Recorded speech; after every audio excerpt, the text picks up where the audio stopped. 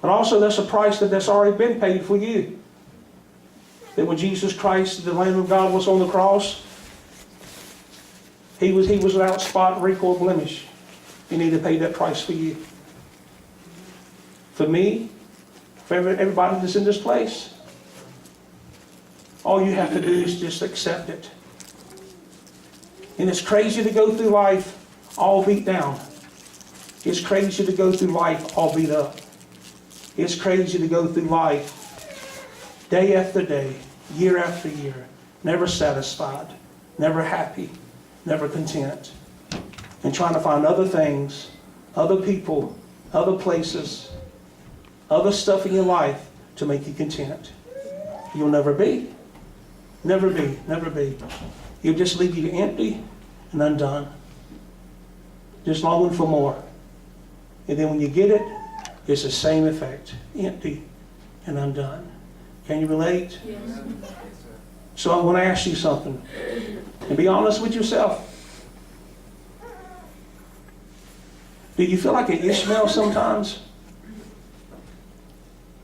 Do you feel like, you feel like you try to do the right thing and you try to, take the right steps and you try to do what was right, and it seemed like when you did make that step or make a decision, it seemed like it just wasn't working and things just went crazy. Then you feel like, God wasn't with you and God didn't care about you and God's not hearing you and God don't really, hear your prayer anyway.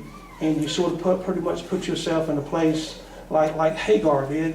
Like she left, she ran, and even though she felt like she did what she was told to do, that it just wasn't working. Does anybody feel like that here? Am I the only person? I'll ask you who all at one time. 1, 2, 3. Who feels like that here? Almost everybody in this place. So I must be preaching the right message. Amen.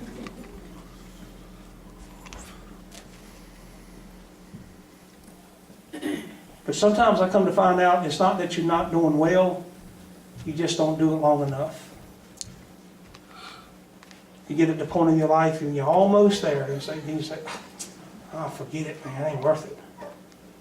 You know how many times I feel like that a day? That's long in a week or a year. You get to use it, I forget it, man, that ain't worth it. I just drop it.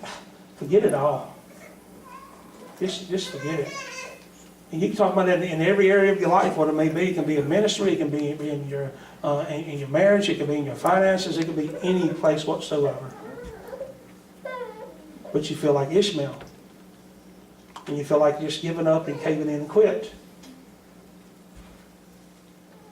God hears you the same way He did Hagar. He hears you. He does. If He heard Hagar, He heard you. But then we say, He don't hear you. He don't hear you. Ishmael. He don't hear you. You want the chosen one. You want the one that God really chose anyway. He don't hear you. Why should He hear you? You suck at grade. You're not the best.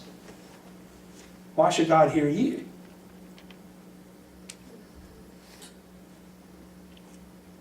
I'm telling you, God hears you. He hears you. He hears you. He hears you. Not only does He hear you, He's going to make a way for you. He's going to put things in line for you. He's going to put some things in order. That's His promise. That's His promise. Stand to your feet, please.